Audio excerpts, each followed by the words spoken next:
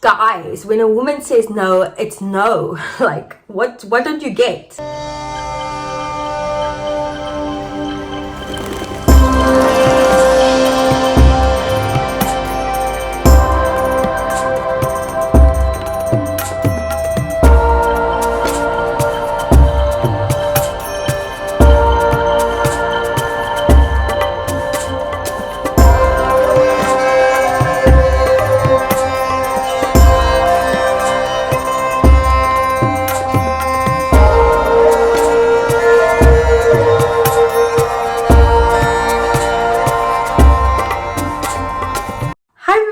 Welcome back to another video. My name is Tasha, aka Miss KIFF, and I have been solo backpacking through Thailand for 25 days.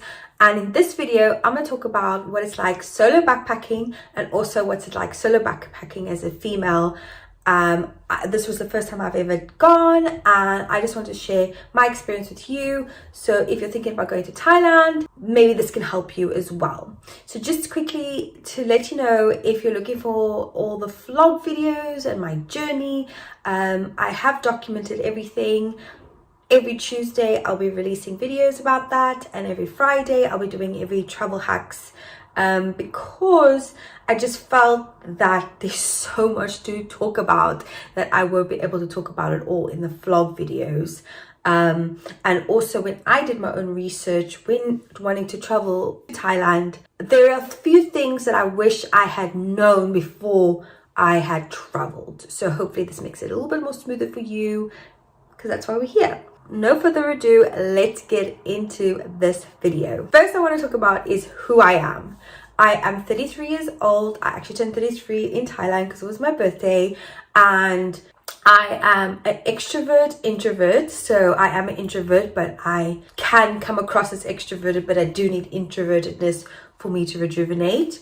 I had been coming from burnout to Thailand, so let's just say my experience is different. There is a comparison between if this was 10 years ago Tash, between like 19, 20, 21 Tash, and now present Tash at 33. And there is a difference, because I do feel that I would have loved it. The party life, especially the party life being solo. So the overall setting, firstly, I just want to say is overall safety.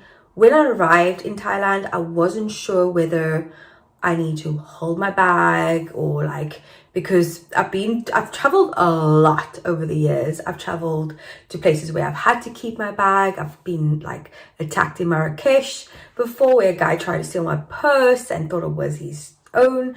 So I had to first settle in, and to be honest with you, honestly, my overall conclusion about Thailand is it's very respectful and very trusting. There was some points in my trip where I thought to myself, Tasha, you really are testing the boundaries here. Nevertheless, the key to traveling is always be street smart. So I never ever left my passport in my room.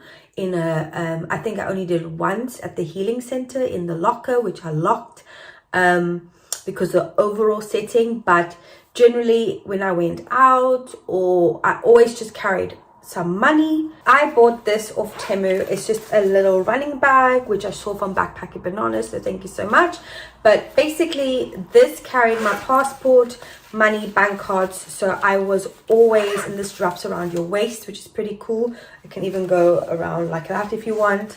But another little key hack was having like a bum bag or something like this. £5.99 off Mountain Warehouse before I left.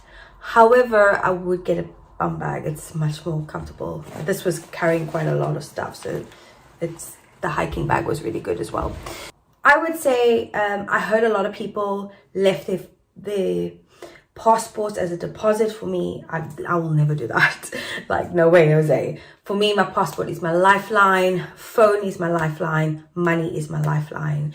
Without all of those three important factors, I would not survive. Have a little bit of awareness about you.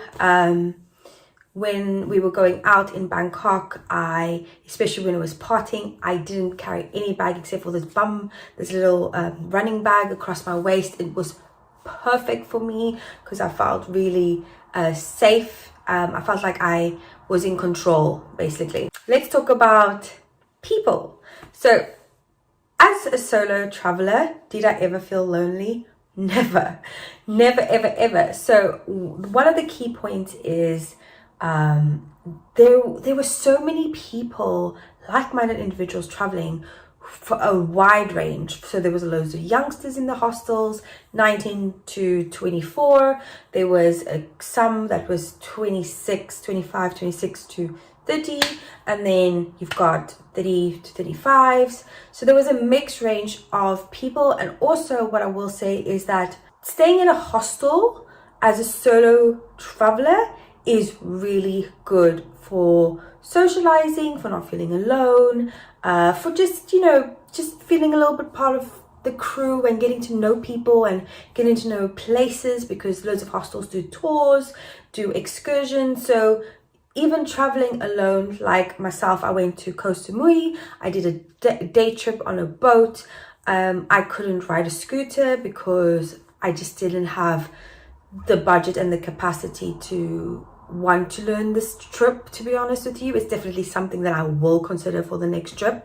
But just overall, I got picked up from the hostel, dropped back off, easy peasy as a solo, and I had the best time ever. In terms of traveling around as solo, it's super easy to travel around Thailand. Like, you can either grab a taxi, get on a scooter taxi, ferries, overnight trains. The overnight trains, I did only travel by second class aircon.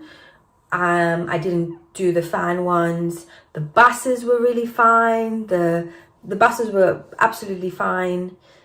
They just take long, travel just takes long, but I never ever had a problem.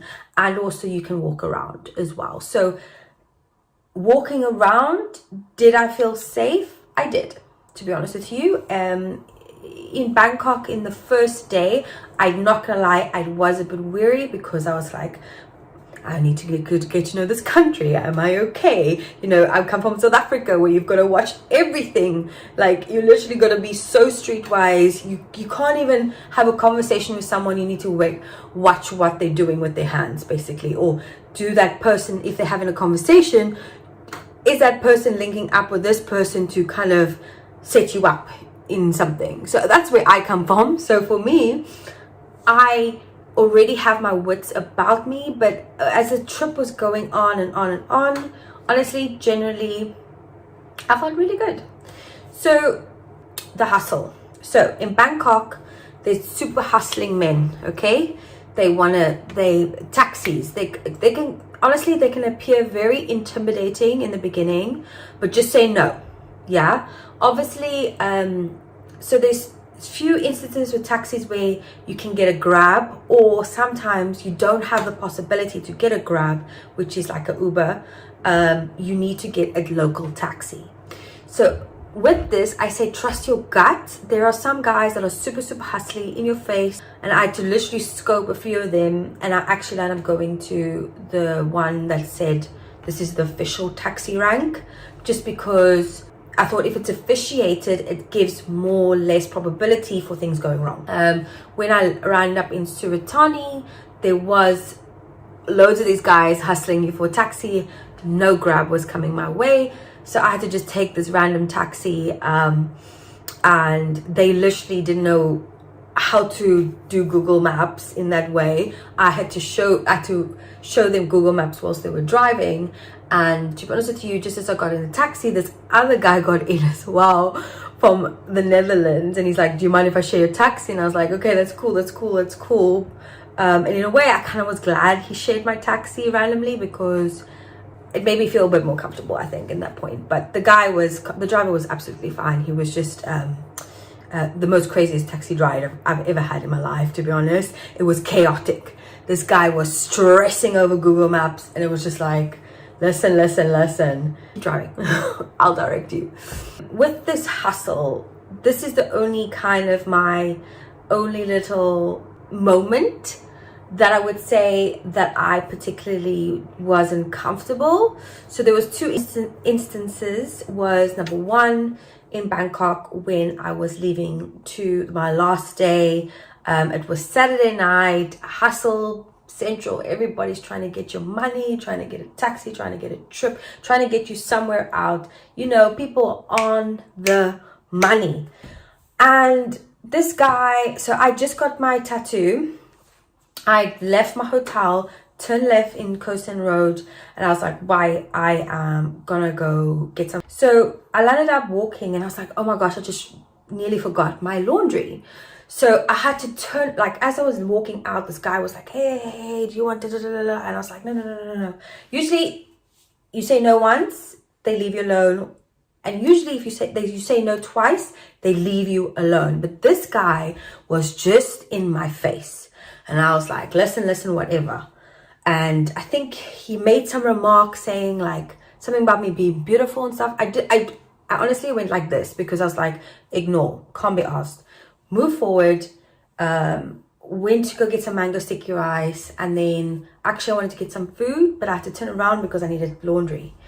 And at this point, I kind of wish I carried on walking and disappeared into the crowd because that would have been the most ideal point. But because of the laundry, I was thinking, shit, I need to go fetch it because otherwise I'm leaving today. If I miss my laundry, then I lose all my stuff. So I went back into the hotel. This guy followed me to the laundry place and he was on my case.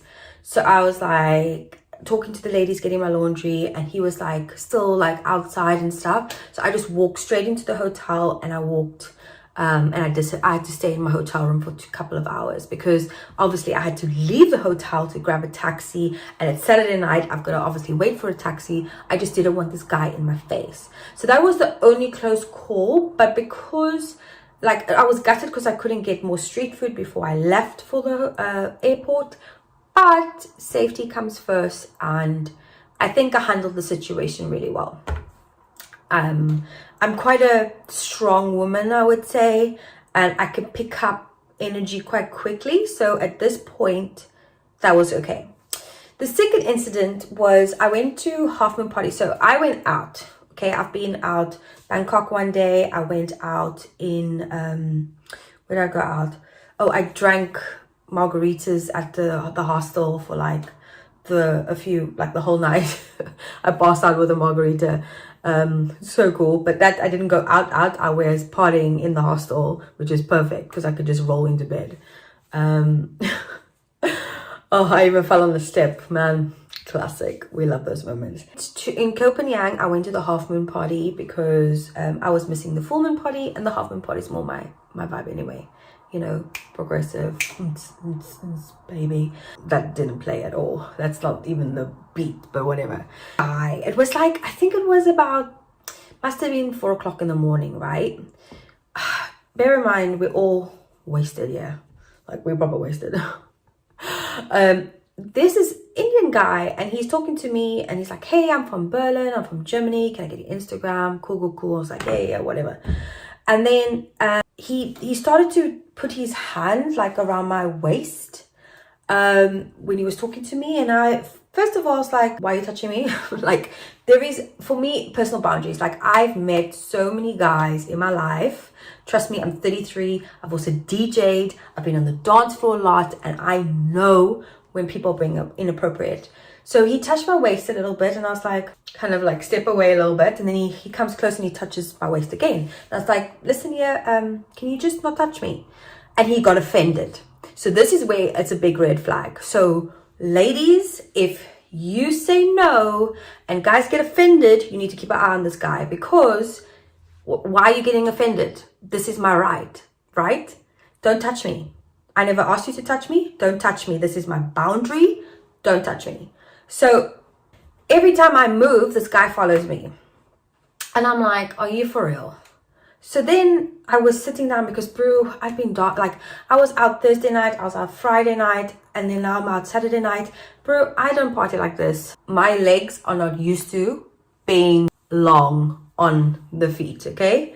So I needed to sit down. So I sat down and I was talking to my friends and then that I met, and this guy comes sit next to me and he starts being in my face. I'm thinking, oh dear Lord, like can we just stop? Like are we just gonna carry on irritating? Like at this point, it's not that I'm getting I don't feel threatened. I'm just getting irritated because this guy doesn't understand boundaries. I've said no. I've kind of been like this. It's like the more I say no, the more this guy wants me, and it's pissing me off.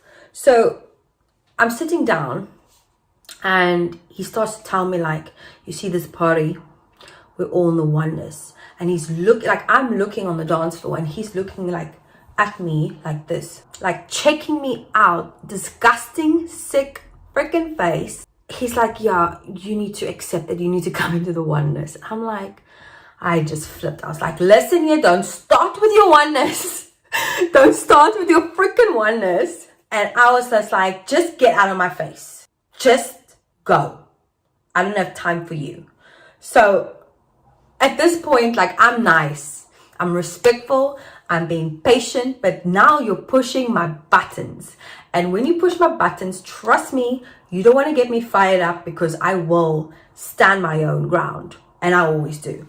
At this point, he burst my bubble. The vibe was just gone. The party had ended. I was like, screw this. I'm going to get into this taxi. And because this was like the last people and these taxis wait for people to get in, guess who gets in my freaking taxi? This guy.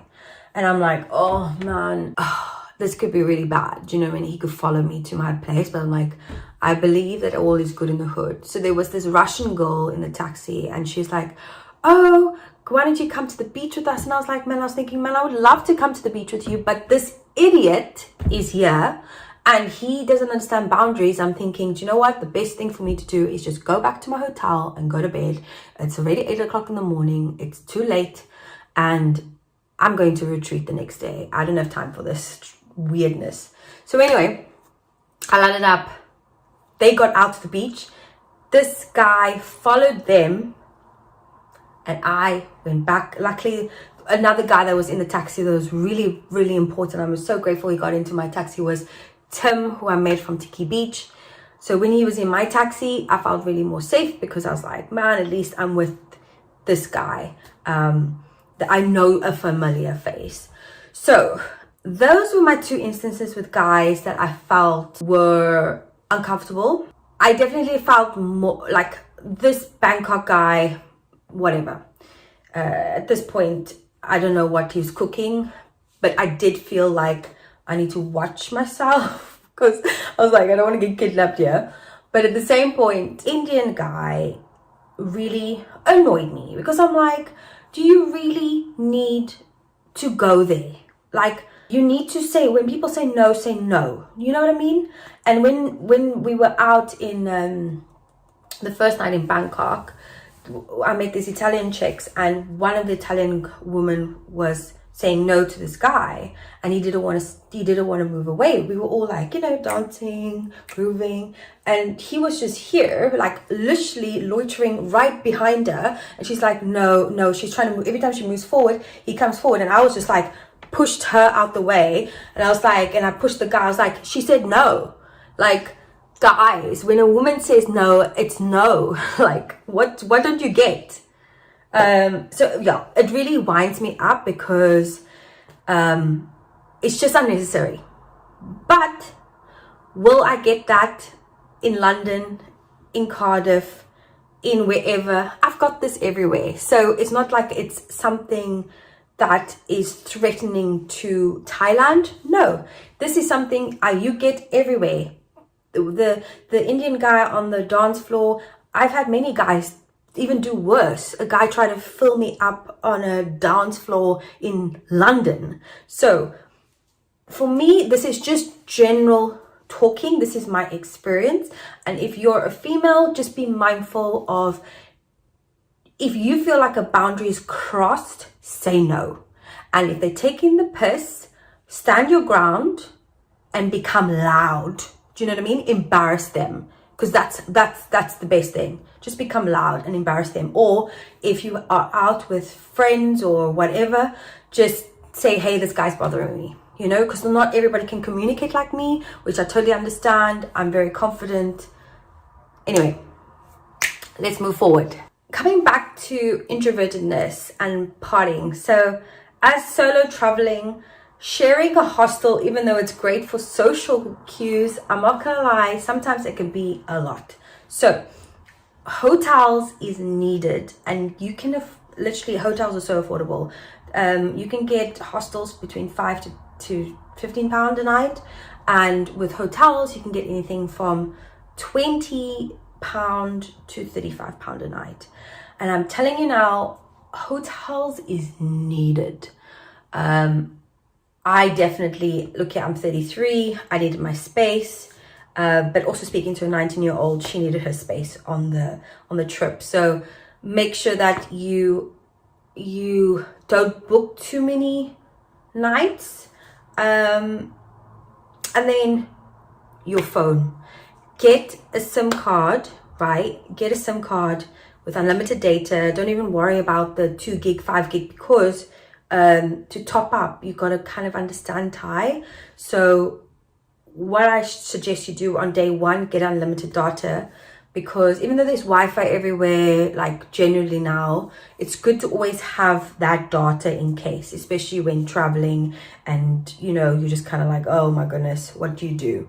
That saved my life, because I literally just navigated all my way. If I needed hotel, if I needed to check the ferries, anything to get around solo, it was easy, like so easy. Like it was really, really, really easy to get around Thailand. And honestly, I felt respected 99.9% of the time. Even I was going alone as a woman to a smoking coffee shop type of vibe, a smoking cafe, and just sitting there, you know, smoking, talking to guys, chilling, getting to know guys. And to be honest with you, I loved it. Loads of people, maybe some things I reflect on it, and a lot of the time I was like, yeah, I was traveling solo. I'm all proud of being a solo woman. But then I was thinking about it, maybe next time me verbally talking that I'm traveling solo, that might be a red flag for me that I might not say, but I said it and I'm fine, I'm alive, so whatever. And yeah, I just really felt comfortable meeting men, meeting women, meeting people everywhere, having a conversation randomly. Even like, there were so many different people from Israel, Italy, Germany, the Netherlands, Austria, Switzerland, I only got one Spanish lady, and South African, Australian, and honestly, everybody was just such a vibe. Everybody was perfect. Like everybody was awesome. And I even had one night, 2 guys walk me home. Brilliant. The last thing I want to make a comment is about scooters. So I personally was going to go to Koh Samui. Well, I was in Koh Samui. I was like, cool. Oh my goodness, the only way to get around is by getting a scooter. Let's learn. And to be honest with you, there was 2 accidents on scooter, and they had to pay out like 7,000 baht or something. And I was like, hold on a minute here. If I logically think about it, maybe this trip is not the trip to do a scooter. But I will say, if you're solo, learn how to ride a scooter before you go, or make sure you've got in your budget to learn how to do a scooter so that you can be independent, because you will see more of the islands. That's the one thing I want to go back to Thailand, to learn the scooter, to feel comfortable and confident, and then see more of the islands, because taxis are so expensive, especially Koh Samui. Koh Samui is like 600 baht, which is a lot. That's like nearly £20 to get like a 15-minute ride. It's ridiculous. Or 15 minutes in Koh Phangan was 400 baht. So it all adds up. Do you know what I mean? But you can, and also you can hire a car apparently for £35 a night, a day, something like that. So you can get around if you have the budget for it. and it depends how adventurous you are. Now, I just want to touch base on something that I said earlier about my early, like, what's it like traveling around if you're a young traveler comparison to an older traveler like myself. I'm 33. So for me, I felt that my whole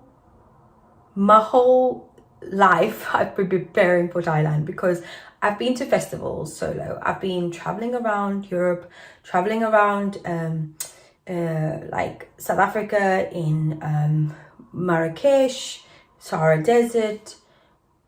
I've been solo a lot of places, and there's things that's happened in my life that's prepared me, so nothing felt out of place, if that makes sense.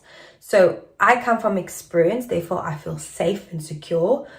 Generally, literally, you'll feel the same.